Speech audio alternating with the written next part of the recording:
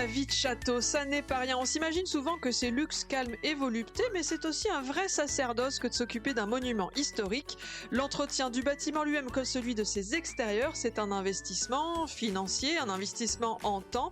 Et heureusement, la France compte quelques fous ou des doux rêveurs, des passionnés qui se lancent dans l'aventure.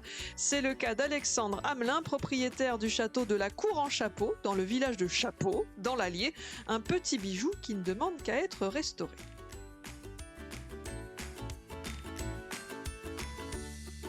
À deux pas de chez vous, une émission présentée par Émilie Mendoza. Un podcast ici en région.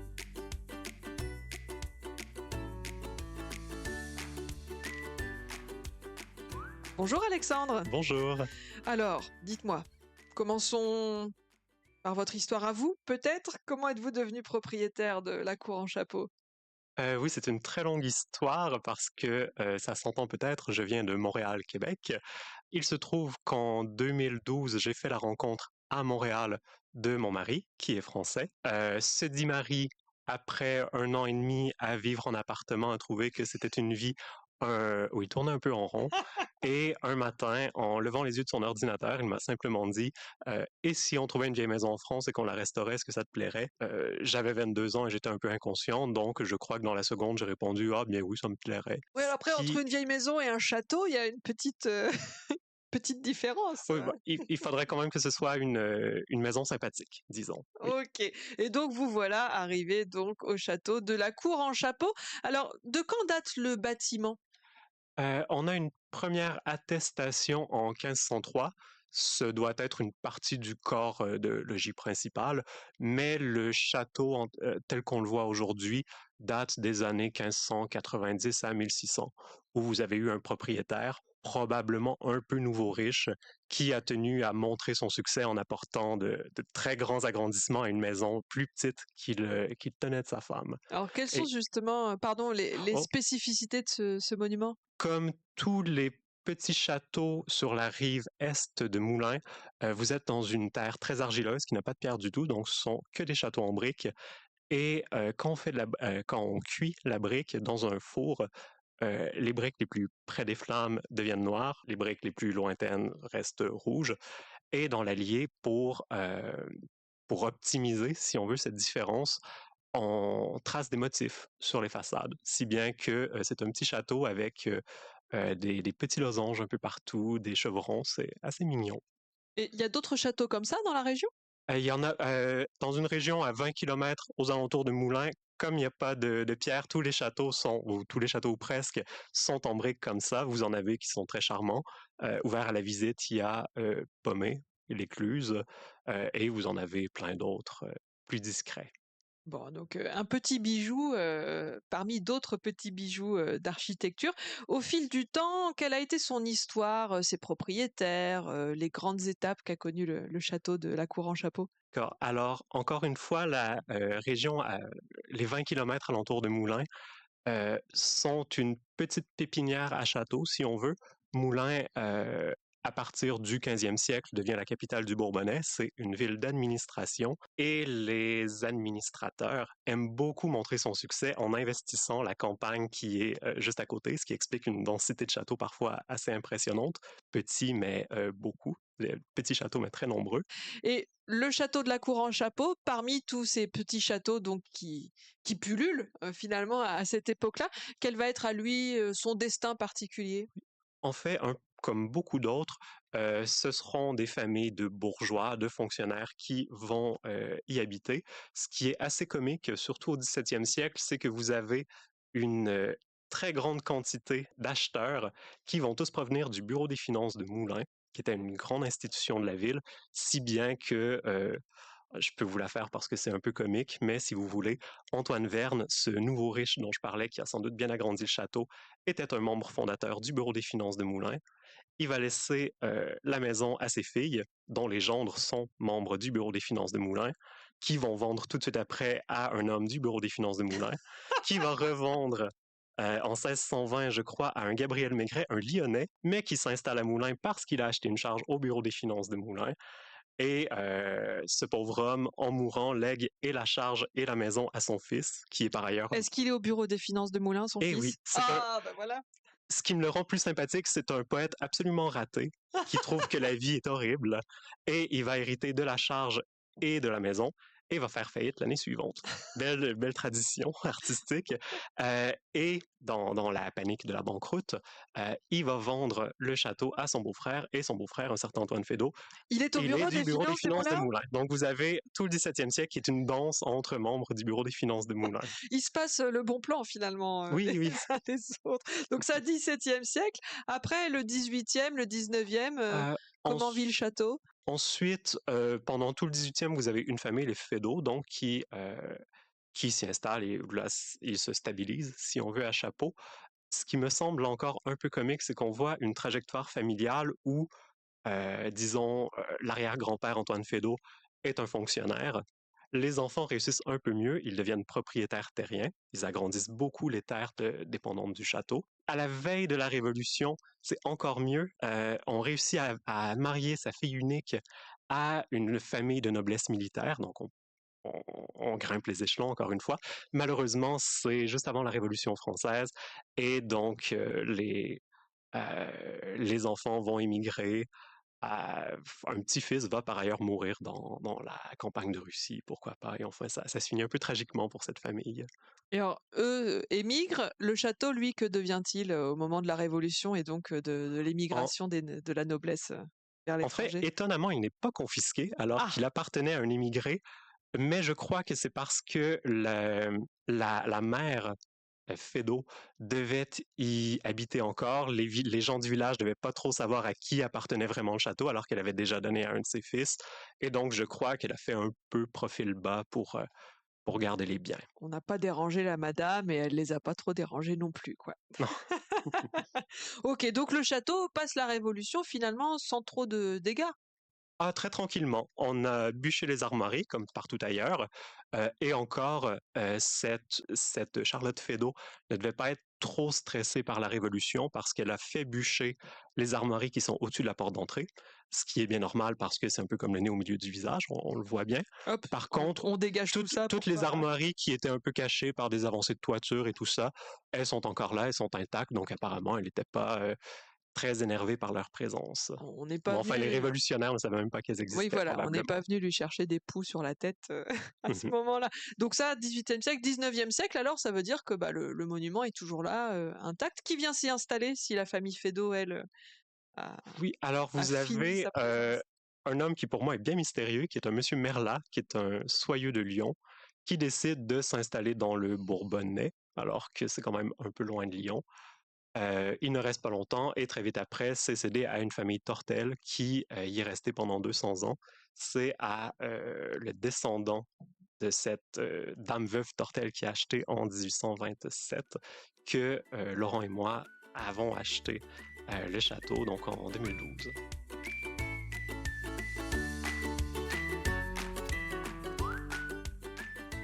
À deux pas de chez vous, un podcast ici en région.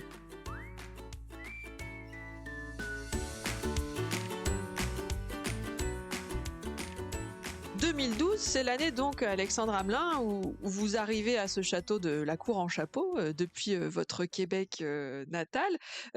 Comment est le château quand vous le découvrez, quand vous le rachetez? Alors, le château était encore habité. L'ancien propriétaire était un peu âgé et avait des parcs de chasse, si bien que je crois que la majeure partie de son temps était consacrée à l'entretien de quelques centaines d'hectares, ce qui laisse pas beaucoup de temps pour s'occuper d'un grand bâtiment, si bien que le château était habité, il était globalement suivi, mais il était un peu fatigué de partout. Sans qu'il y ait comment dire, de trous dans la toiture ou quoi que ce soit, on voyait que la maison commençait à avoir besoin d'un peu d'amour. On évoquait l'aspect extérieur avec donc ces briques, avec des motifs. Hem, L'intérieur, c'est combien de mètres carrés, par exemple, de superficie, L'intérieur est assez petit pour être honnête. L'architecture, c'est une appréciation tout à fait personnelle, mais l'architecture bourbonnaise a quelque chose que je trouve très charmant, qui est que les maisons, par la disposition des granges, des chapelles, de tout, ont l'air assez impressionnantes quand on est à l'extérieur, mais quand on entre, on se rend compte que ce sont vraiment des maisons. Et c'est peut-être le côté anglo-saxon, mais j'apprécie beaucoup ce côté maison, justement, et pas ce côté château, disons. C'est une maison relativement petite, dans le sens où, si l'on accepte la cuisine qui doit faire dans les 100 mètres carrés, le corps de logis en tant que tel doit faire dans les 140, donc sur deux fois deux niveaux. Pas trois niveaux, même, il y a des combles. 140 Donc, c'est par pas niveau. 140 par niveau, oui. Oui, donc pour le mot château, c'est vrai que C'est le minimum, c'est une disons. Oui, grande oui. maison et un petit château. Oui. Très bien. Alors, quel budget avez-vous investi, si ce n'est pas trop indiscret, dans l'achat du château et puis ensuite, dans les restaurations que vous avez dû faire?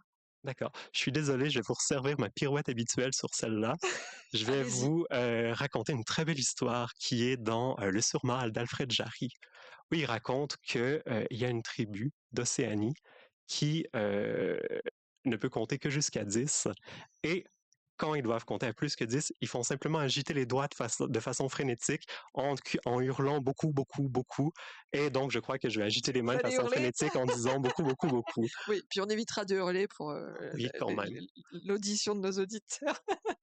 Donc un budget, qu'on ne nommera pas, mais, vous avez beaucoup, beaucoup crié par rapport à ce que faisait donc, Bon, après, soyons honnêtes, le, ce cher Laurent, ayant un petit passé d'études d'ingénierie, est quelqu'un de très rationnel et évidemment, il y avait des on s'est assuré économies, d'être sûr que ce soit pas non plus un gouffre. un fardeau Mmh mh. trop important. Ouais, ouais, ouais. Et après, évidemment, il faut le dire, il y a certaines restaurations qui sont assez onéreuses et là, il y a la DRAC qui peut aider, bien évidemment. Donc Par la direction régionale des affaires culturelles qui vient donc, subventionner les travaux, lesquels par exemple dans le cas du château de la Cour en Chapeau? Heu, il se trouve qu'on a une grange qui a un grenier, en fait, qui est assez imposant, qui est en pan de bois. Pendant les années 50, je crois, ils ont décidé d'enduire le pan de bois, avec du ciment. Le pan de bois n'apprécie vraiment pas le ciment parce qu'évidemment l'humidité ronge tout, si bien que ce pauvre grenier, doit être entièrement repris en sous-œuvre parce que tous les bois sur 2 mètres environ, sur les 2 premiers mètres, sont pourris. Aïe! Laurent et moi faisons beaucoup de travaux nous-mêmes, mais vous vous doutez que c'est très délicat comme opération. Heu et donc il y a vraiment une entreprise qui va devoir intervenir et je crois que même pour, cette entreprise, ce sera un assez beau chantier, un Mmh. chantier rempli de défis. Quelles autres restaurations, quels autres travaux vous avez menés après, quasiment, plus d'une douzaine d'années sur place? Certaines choses sont assez bourrines, si le mot existe au féminin.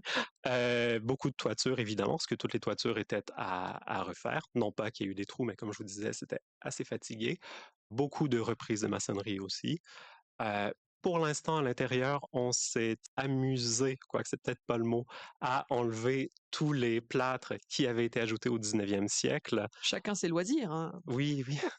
Bon, ensuite, ça m'a permis de trouver quelques traces de décors peints du 16e, peut-être début 17e siècle, ce qui est une consolation quand on avale du plâtre pendant 3 jours. C'est la récompense. Et oui. Et autrement, on a eu la chance, en fouillant dans les meubles que l'ancien propriétaire avait laissés dans le château, de trouver ce qu'on appelle un plan géométrique, donc essentiellement un cadastre fait à titre privé, un plan géométrique donc daté de 1777 euh, qui apporte très peu d'informations sur la maison en tant que telle, qui est vraiment un tout petit point sur cette carte, mais qui apporte beaucoup d'informations sur le parcellaire alentour. On sait où était le jardin, le verger, le potager, où étaient les prés, et on s'est aussi amusé à recréer, si on veut, le parcellaire qui entourait le château au 18e siècle.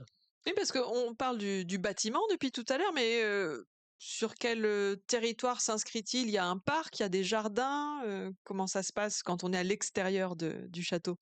Oui, alors fut une époque glorieuse où évidemment le château possédait la moitié du village. C'est une époque malheureusement révolue. Nous avons, si on veut, les 15 hectares entourant le domaine, ce qui est déjà quand même pas mal quand on est deux pour s'en occuper. Là-dessus, il faut compter peut-être 1 à 2 hectares qui sont à peu près entretenus, c'est-à-dire là où il y a justement le verger, le potager, le jardin. Et ensuite, vous avez bon, des prés et des bosquets qui malheureusement deviennent sénescents, si bien un des prochains grands travaux, ce sera d'en abattre une bonne partie pour les replanter. Gros travail en perspective. Effectivement, au cours de toutes ces années sur place, vous évoquiez tout à l'heure le fait, en enlevant du plâtre, de découvrir des décorations derrière. Est-ce qu'il y a eu d'autres surprises comme ça, bonnes ou mauvaises, au cours de ces années à la cour en chapeau? La grande mauvaise surprise euh, aura été la première année où on y était installé. On n'avait pas exploré l'ensemble de l'installation, si on veut, des communs. Euh, et il y a une tour porche. Malheureusement, l'ancien propriétaire, M. Tortel, avait perdu la clé permettant d'accéder à la pièce qui était à l'étage. On a réussi à vaguement se faire une clé. On a On y est l'impression d'être entré. dans un conte de fées, on va trouver quelque chose Non, de non, magique derrière. pas vraiment, Ah non? malheureusement. Non, non. On y est entré. Et après avoir évité les 2 ou 3 marches qui étaient pourries, ce qui était quand même un peu périlleux déjà, en entrant dans la pièce à l'étage, on a eu le malheur de réaliser qu'il y avait une, sans doute, toute petite, un tout petit trou dans la toiture qui faisait entrer de l'eau dans la pièce depuis peut-être 50 ans, si bien qu'une poutre maîtresse qui devait faire dans les 50 centimètres de diamètre se retrouvait à ne tenir dans le mur que par 5 ou 6 centimètres. Oui, Ce qui, oui, ce qui était un peu, ce qui nous faisait craindre un peu pour le bâtiment quand bah, même. ça pouvait Euh, s'effondrer à tout moment du coup. oui, oui. Et donc, ça a été notre travail un petit peu urgent de réussir à évacuer cette poutre en la faisant passer par une fenêtre qui évidemment n'était pas parallèle mais perpendiculaire, si bien qu'il a en plus fallu tourner la poutre à 90 degrés. Et ensuite, évidemment, en faire rentrer une autre par le même trajet, donc la faire complètement pivoter à l'intérieur de la pièce. Ça, oui, ça a été un petit défi. Oui, voilà, Ça- la vie de château, hein, comme je disais au tout début, bah, c'est pas forcément luxe, calme et Et oui, volupté. Il y a pas mal de chantiers. et oui, ça a été la mauvaise surprise. La meilleure surprise qu'on ait eue dans ces premières années, ça a été d'avoir un ancien propriétaire qu'on apprécie beaucoup, un ancien propriétaire donc qui était un peu taquin et qui connaissait évidemment sa maison, la maison dans laquelle il avait grandi, mais qui n'était pas très pressé de nous en parler, de nous donner ses petits secrets, si on veut. Et donc, en explorant une tour qui était un peu excentrée, on s'est rendu compte que à l'étage, vous aviez un oratoire et donc on a toute une pièce avec un décor peint du début du 17e siècle où vous avez des saints en pied sous une arcade, un travail de campagne relativement rustique, mais qui est encore tout cohérent, qui est encore là. Je dois vous avouer que à l'époque, les plâtres de la maison n'avaient pas encore été enlevés. La maison était dans un état, un mix, si on veut, entre un 19e siècle haussmannien plutôt poussif et une décoration des années 70-80. Ah oui, Euh, donc, je dois vous avouer que soudainement ouvrir une porte et tomber sur des décors peints 17e, ça a un ça fait peu, un choc, oui, ça fait un petit choc. mais dans le bon sens du terme. Alors, vous le disiez, l'un des projets à venir, c'est donc le côté les jardins, les bosquets qu'il va falloir remettre en état et donc arracher pour replanter. Est-ce qu'il y a d'autres projets à venir dans les années, voilà, la fin des années 2020, des choses programmées déjà? Oui, donc il y a le grenier dont je vous ai parlé, qui sera déjà un gros morceau et qui devrait quand même bien changer la vision qu'on a de la cour. Vous avez aussi tout l'intérieur de la maison, donc on a enlevé les plâtres, maintenant il faut quand même essayer de faire quelque chose avec ce qu'il y a.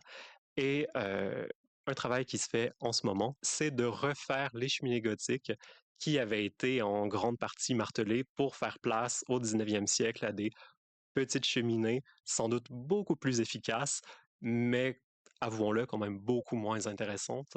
Et ensuite, vous avez tous les aménagements intérieurs qui devraient se faire dans la deuxième moitié des années donc 2020.